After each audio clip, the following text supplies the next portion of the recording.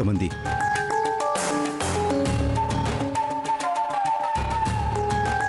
சொல்லுங்க. நான் உங்ககிட்ட கொஞ்சம் பேசணும். அதானே பண்ணிட்டு இருக்கீங்க.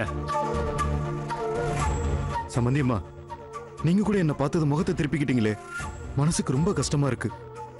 அழையா விருந்தாளியா வரும்போது என்னால போலிய பார்த்து சிரிக்க முடியாது. உங்களெல்லாம் எனக்கு பார்க்கவே பிடிக்கல. புரியுதுமா, இருந்தாலும் பொண்ணை பெத்தவன் சில நேரத்துல அழையா விருந்தாளியா வந்துதான் ஆகணும். சரி, வந்த விஷயத்த சொல்லுங்க. என் பொண்ணை ஏன் இப்படி தண்டிச்சு வச்சிருக்கீங்க? நீங்க எல்லாரும் சேர்ந்து ஒதுக்கி வைக்கிற அளவுக்கு அவ என்னதான் பாவம் பண்ணா? அவ என்ன பாவம் பண்ணாலோ ஆண்டவனுக்கு தான் வெளிச்சம். ஆனா நாங்க பண்ண பாவம் உங்க பொண்ணை என் பையனுக்கு கல்யாணம் பண்ணி வச்சது. அப்படிலாம் பேசாதீங்கம்மா. எதுவா இருந்தாலும் நல்லபடியா பேசி தீர்த்துக்கலாம். பேசி தீர்த்துக்கலாம்னு முடிவு பண்ணவங்க அப்புறம் எதுக்கு போலீஸ் ஸ்டேஷன் போனீங்க? என் புருஷன் எவ்வளவு பெரிய ஆளு, எங்க குடும்பம் எப்படிப்பட்ட குடும்பம். இவரையும் என் பையனையும் போலீஸ் ஸ்டேஷன்ல கொண்டு போய் உட்கார வச்சுட்டீங்களே, இதுக்கு மேல பேசுறதுக்கு என்ன இருக்கு? நீங்க ஏன் தலையை குனிறீங்க? உங்க பொண்ணால எங்க குடும்பம் தான் தலை குனிஞ்சு நிக்குது. எல்லாமே நம்ம கையை மீறி போயிடுச்சு. இதுக்கு மேல உங்க பொண்ணு இந்த வீட்டுல வந்து வாழ முடியாது. அப்படியே நாங்க அவளை சேர்த்துக்கிட்டாலும் அவளை பார்க்கும் போதெல்லாம் என் புருஷனையும் என் பையனையும் போலீஸ் ஸ்டேஷன்ல உட்கார வச்சதுதான் ஞாபகத்துக்கு வரும். இங்க பாருங்க, இனிமே பேசுறதுக்கு ஒண்ணும் இல்ல, நீங்க போலாம். அப்ப என் பொண்ணோட வாழ்க்கைக்கு என்ன பதில் சொல்ல போறீங்க? கடையில ஒரு பொருளை வாங்குறோம், ஏற்கனவே யூஸ் பண்ண ஒரு பொருளை புதுசுன்னு சொல்லி நம்ம தலையில கட்டிட்டா உண்மை தெரிஞ்சது அதை திருப்பி கொடுத்துறோம்ல, அத மாதிரி தான் இதுவும். என்ன பேசுறீங்க? நீங்க பேசுறதுல கொஞ்சம் கூட நியாயம் இல்லையே. நியாயம் எல்லாம் பேசுறதுக்கு நேரமும் இல்ல, அதுக்கு உங்களுக்கு தகுதியும் இல்ல.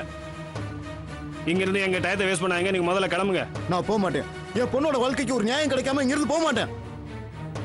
உங்ககிட்ட நியாயத்தை எதிர்பார்க்க முடியாதுன்னு தெரிஞ்சு போச்சு. என் மாப்பிள்ளைய கூப்பிட்டு அவர்கிட்ட பேசிக்கிறேன்.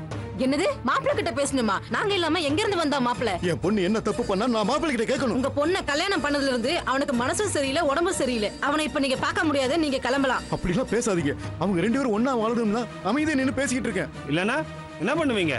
போலீஸ் ஸ்டேஷன் போன மாதிரி கோர்ட் வாசல்ல போய் நிப்பீங்களா? இந்த நிமிஷம் வரைக்கும் அந்த எண்ணம் எனக்கு இல்ல.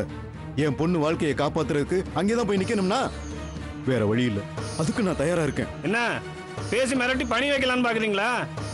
அதெல்லாம் நடக்காது. ஓடுகாலி பொண்ண மருமகளா நினைச்சதும் கேடு கட்ட உங்க குடும்பத்துல சம்பந்தம் வச்சதுதான் நாங்க செஞ்ச பெரிய தப்பு. சம்பந்தி, என் பொண்ணை பத்தி என் குடும்பத்தை பத்தி தப்பா பேசாதீங்க. 20 வருஷம் அவளை நான் பார்த்து பார்த்து வளர்த்திருக்கேன். அவ ஒரு இன்னசென்ட். இன்னசென்ட்டா? என்னது, உங்க பொண்ணை இன்னசென்ட் சொல்றீங்களா? ஆமா மாப்ள, என் பொண்ணு இன்னசென்ட் தான். நான் சொல்றதை கேளுங்க. முதல்ல நான் சொல்றதை நீங்க கேளுங்க. நம்ம ரெண்டு குடும்பத்துக்கு இருந்த உறவெல்லாம் முடிஞ்சு போச்சு. இனிமே மாமா மாப்பிள்ள உறவு சொல்லிட்டுலாம் இந்த வீட்டு பக்கம் வந்துடாதீங்க.